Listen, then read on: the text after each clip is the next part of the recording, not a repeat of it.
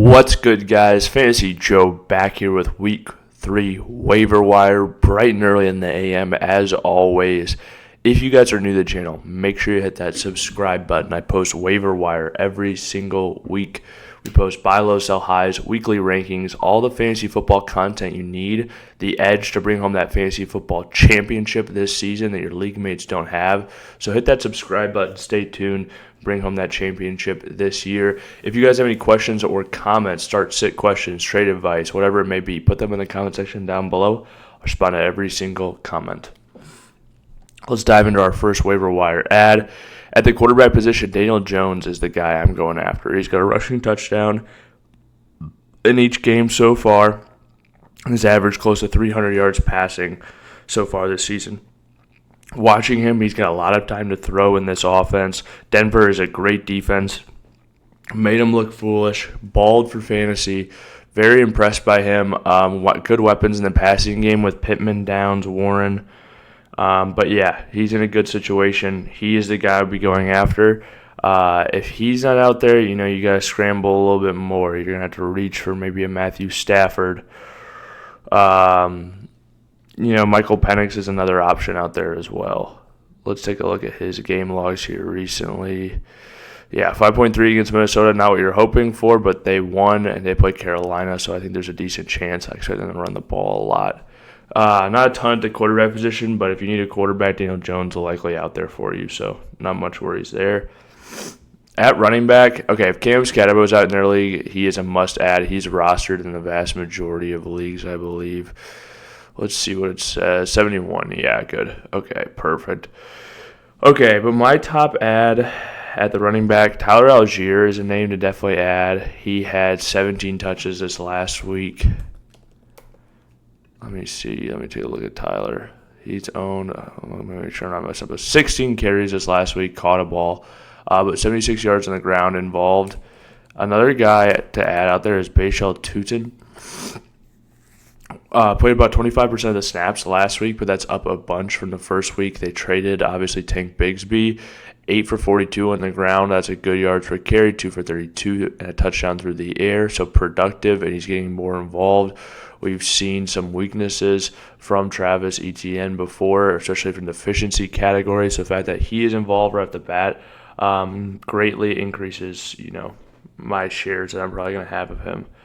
Kyle Monungai is another guy out there I think is worth a stash.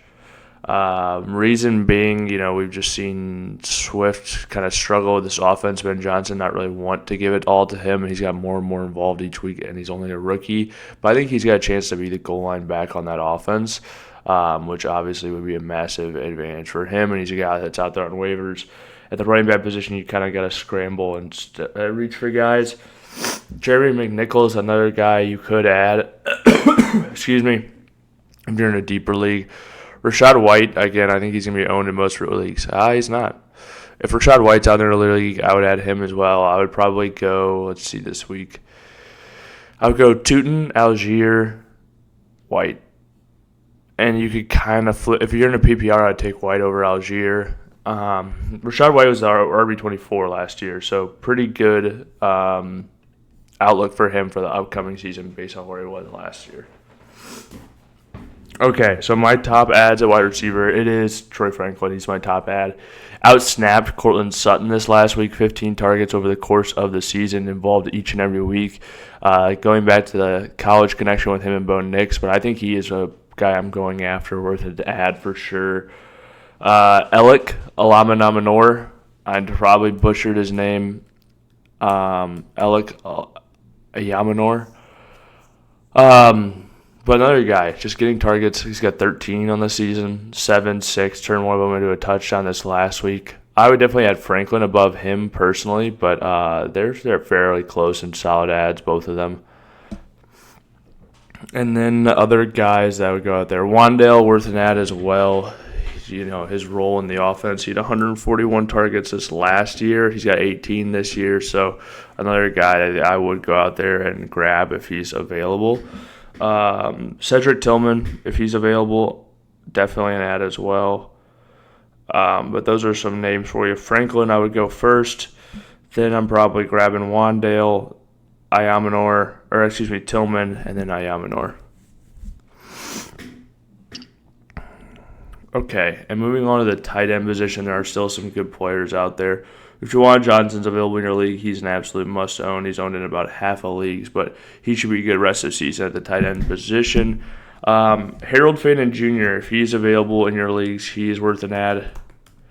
We've seen him be on the field. Broke the FBS record for receptions by a tight end this last season.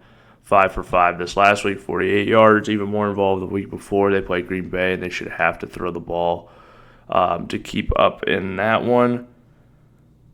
But let's see. So at the tight end, I want Juwan Johnson. I want a Harold Fanin Jr. If not that, I might go for a Chigakwanku or a Jonnu Smith.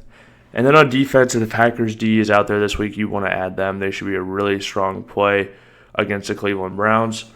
If not, you've got some other options out there.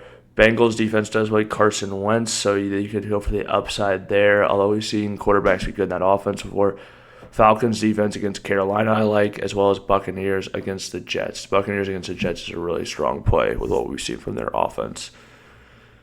So, if you guys have made it to this point in the video, please hit that like button, hit that subscribe button. If you have any questions or comments, drop them in the comment section down below. I'll respond as always. This has been Fantasy Joe. Hit that subscribe button for me and stick around. I will see you guys next time.